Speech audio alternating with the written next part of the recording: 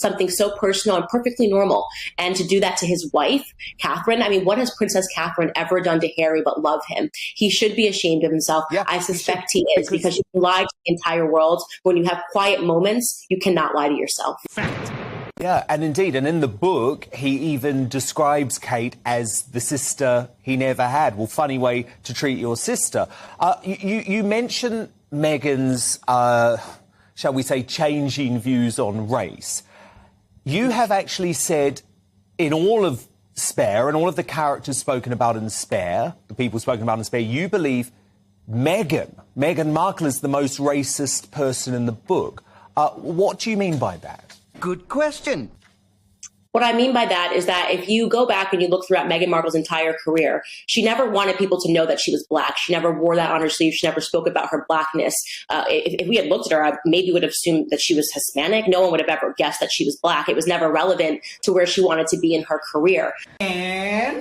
And the first time that you find that Meghan mentions her Blackness is when she wants to get out of the royal family. Even at the wedding, the only Black people she had were billionaires that she wanted to be on their shows. She had Oprah and she had Gayle King and she had her mother, who is partially Black. What do you mean by that? But Meghan Markle didn't have any of her Black family members at her wedding. This is a woman that was escaping her Blackness throughout her entire life until she realized that it could be used to her advantage. And I find that to be despicably racist. When you say the only value that being Black has to me is when I can use it to get ahead and to climb the social ladder, and that's when I'm going to mention it, and I'm going to use it as a shield so you can't say anything because I'm Black, and how dare you speak about a Black person in a negative way. Because she realizes that I don't have to face any critiques. I'll just call it racism. And then everyone will have to excuse my behavior. I find that to be despicable. It's a very bad view of Black Americans to have. And I want to be clear that it's not the way that most of us think. Okay. And so I'm so disgusted. Now she's done a 23andMe because she wants people to know what percentage of Nigerian she is. She suddenly became interested in knowing what percentage of Nigerian she was at the ripe age of 41 years old. I mean, do me a favor, spare me, Harry, spare me. What's interesting, though, reading the book, you can just tell how manipulated and sucked in he is by his wife. I mean, Candace, he still believes that Meghan had no idea who he was. He says multiple times in the book, she's never Googled me. She's never Googled my family. She has him wrapped around her little finger. And that's not to say that Harry shouldn't take the blame. I've always said right from the start, I think they are both to blame for their actions. Fact. But he is manipulated by her, is he not? Absolutely. And what's so funny about that is Meghan is a trained actress. What she does is that she studies people. She's not a good actress, but she is a trained one. I said, wait a minute. Wait a minute. Wait, first of all, you're not going to speed past that like you didn't just say what you just said. Right? She's been doing it her entire life. And there was no doubt that she studied Princess Diana. She studied her mannerisms towards Harry when he was a boy and the way that she grabs her face. And this is the psychopathic elements of what she does, putting a pregnancy test next to Princess Diana's hair, saying that she put her hands on the grave to have a conversation with her, bursting into tears. Oh. And she has convinced, there's a thing called in psychology called the Freudian transfer. She has convinced Harry that she is Princess Diana, except this time he has an opportunity to save her. That is the truth. And it's worked, right? So she's done this convincing performance for Harry that I don't know how I ended here. I just love you. And I'm just like your mom. And the one chance that you had to save your mom again, when he recounts that tale and the things that she said, she threatened homicide on her unborn child and suicide on herself. And then she convinced Harry that it was his idea to leave the UK. So that was a f***ing lie. No, of course, if you threatened to commit suicide and homicide against my child, you basically said to Harry, you need to do something radical or I'm going to take my life. And that something radical was to leave the UK and to leave the royal family. And yet he believes that this was his own idea and not that these ideas were manipulated and planted into his head by Meghan. As I said, he just isn't very bright. He actually believes everything that she says to him. And unfortunately, I don't see how he can get out of it because he's got no one around him. It's a perfect example when you learn about abusive relationships, isolating someone entirely from their friends and their family, making them believe that their friends and their family are the enemies. I mean, these are classic signs of an abusive relationship. She has accomplished all of them. Getting him to speak loudly, speak out against his family. I mean, what late stage of victimhood is he in right now? So he is. I'm angry at Harry for what he's done to his family. There is a part of me that does see him as a true victim in a very dangerous relationship that he is being manipulated within. He apologized. I got you, Prince Harry. I got your back. Yeah, right. Or here's just a couple off the top of my head, all right? Your wife's a bully. Her former press communications person who worked for both you and your brother, Jason Knopf, is on the record about the bullying she committed against people who were younger than she was, or who are less powerful than she was within the palace, who she made cry all the time. Are you sure about that? One of the other people that she apparently made cry was Princess Kate. She told Oprah that Kate made her cry, but now we know from your own book, Harry, that it was Meghan calling Kate a baby brain. It's your baby brain, after she gave birth to her third child. What? To explain Kate's complaints about Meghan's wedding plans. All right? That's not polite. That is rude, as Prince William later told you in referring to your wife. That has a tendency to make people not like you. Fact. When you have the nerve to comment on their hormones after they just had a baby when you barely know them. Number 2, she's a brat. We know from Dan Wootton's reporting, which is, you can take it to the bank. Dan's reporting. He's got very solid sources. He broke Megxit, and he was right. What? That she was upset about her tiara. She wanted the one, and she couldn't get it because it had some stone that was controversial, etc. And Harry said, what Meghan wants, Meghan gets, and the Queen had to reprimand him. Boy. That's the kind of story that makes people dislike you, within the royal family and without. Your wife abandoned her entire family. That's another thing, in favor of celebrities at her wedding. Come on now, dawg. She cut ties with virtually everybody whose shoulders she had stood on her way up the fame scale, just as soon as she met you. Why? Why? Well, that seems a little rude too, kind of disloyal, also annoying. And what was George Clooney doing at your wedding? You didn't know him. She didn't know him. That's who she had there instead of the sweet cousin or stepsister, whatever it was, who she had supposedly grown so close to. You said that in your Netflix documentary. She forgot that girl. She ghosted her because apparently she didn't make the grade. Never mind her step-siblings and so on. Half-siblings. Your fights with the press. You two look like a couple of whiny babies, and it's been going on for years. And? How many lawsuits have you filed against the Mail and so on? Forget the lawsuits, though. It's your whiny statements about the nasty press. Every single celebrity deals with it. You don't think George Clooney's had negative things written about him? Tom Cruise had negative things written about him. He doesn't use his speeches or his media appearances to whine about the mean media. They say the things that aren't true. We're sick of it. Shut up about your negative press coverage. Does somebody like Beyonce, who you love so much, look for a negative, obscure comment online as representative of her experience with the press and then act like a victim because of it? No. God, please, no! No, she doesn't. Because she understands she's had a similar experience to the one that you and your wife had for the vast majority of your time in the public eye. Absolutely fawning media coverage. You're the ones who made it turn. What is he doing? You. Not Prince William, not King Charles, not Camilla. You. They've given you fawning coverage. It is the opposite of what you are claiming, and it makes people dislike you.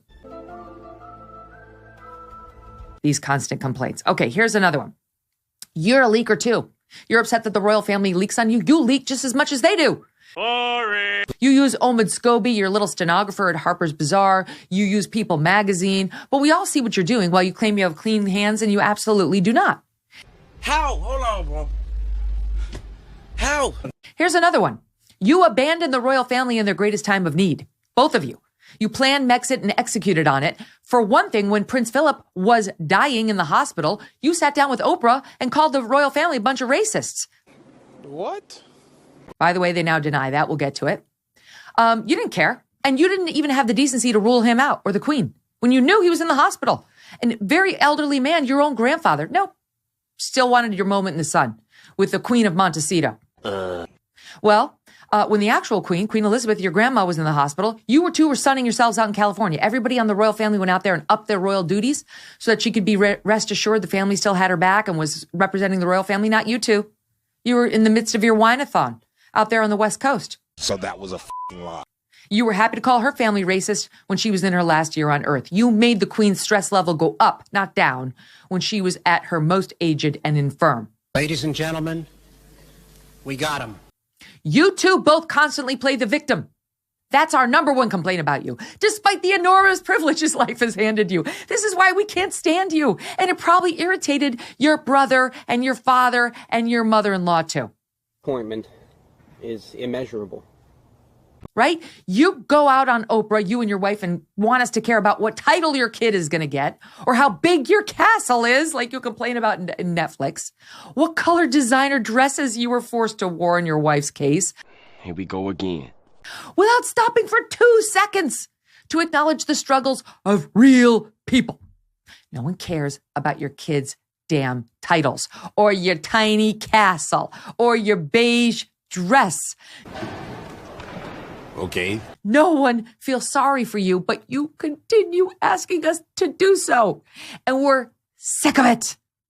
Right? Your wife even wanted us to accept her as a Me Too victim, saying she'd been objectified. She was objectified because people looked at her on the set of Deal or No Deal and didn't want her opinion on inflation. That doesn't make sense. She was objectified. No good deed goes unpunished. They give her the role of a lifetime.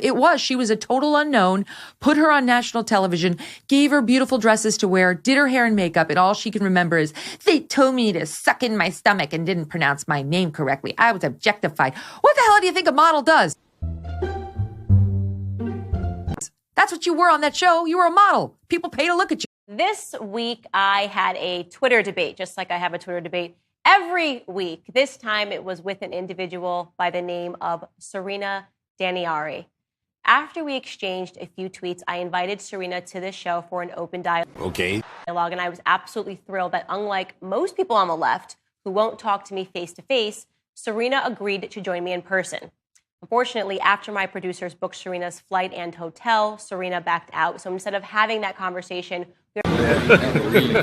Hey, y'all, come look at this. We're instead going to have this segment of Counterpoint. So this is where the entire debate began. It was actually about vaccines. And Serena came across my rhetoric, which she deems to be anti-vax. Because I have been very open with the fact that I am not comfortable with the rush nature of the COVID-19 vaccines or the pressures around getting the vaccines. And so I've made a personal decision not to get the vaccine. And this deeply upset Serena. Serena tweeted to me, "You are the one who is deranged and urging your millions of followers that the only true means of preventing a deadly virus that has taken hundreds of thousands of lives is not effective. Live without fear by all means. What? But to spread delusional lies is morally repugnant." And this amazed me. It amazed me that Serena called me delusional because, in case you did not know, Serena is trans.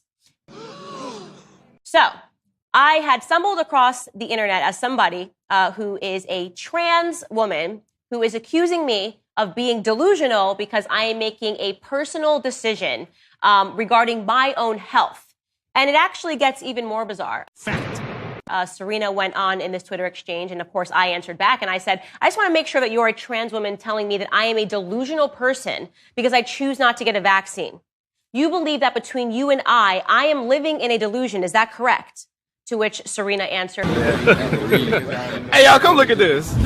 "Yes, Queen. I believe you are delusional. While my decision as a trans woman to get breast implants and turn my penis into a vagina impacts literally no one but me, your choice to deny science and spread anti-vax misinformation that spread delusion impacts many."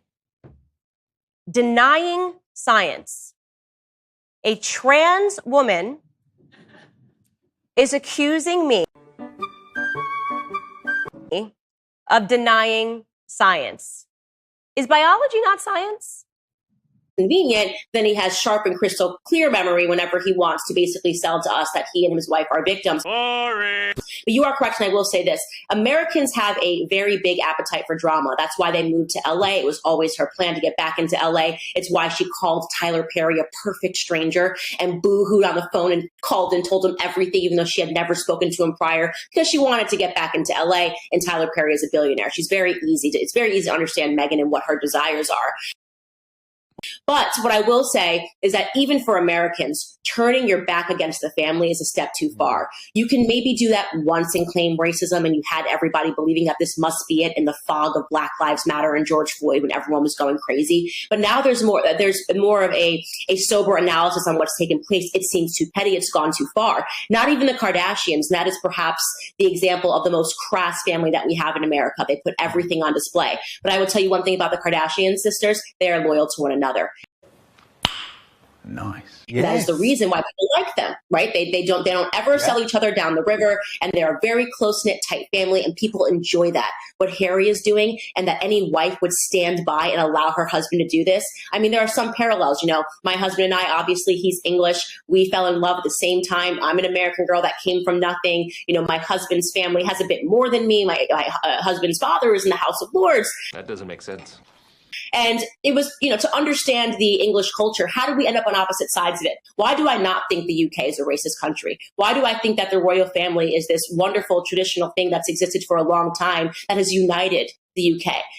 Nobody even knew that Meghan Markle was Black until she wanted to tell us this. She never said she was Black throughout her entire career, never spoke about her Blackness. But when she needed an excuse to get out of being a bad person, she used it because the moment was right, as I said, during all the Black Lives Matter protests in the same way. And this is a bad thing to say. Shut up, bro. Harry has used Princess Diana as an excuse and as a shield, and something that is obviously very sad and a tragedy for any child to experience. He is now using it to say, well, you can't critique me because I am Princess Diana's son and I suffered this tragedy. Well, guess what? So did William. Yeah, right. So did Prince William. And what you are doing to him, what you have done to his daughter, what you did to Charlotte, your niece. I mean, how dare you? Honestly, how could you ever do that to a little girl? To put that into a book, something so personal and perfectly normal. And to do that to his wife, Catherine. I mean, what has Princess Catherine ever done to Harry but love him? He should be ashamed of himself. Yeah, I suspect he is, because you can lie to the entire world. When you have quiet moments, you cannot lie to yourself.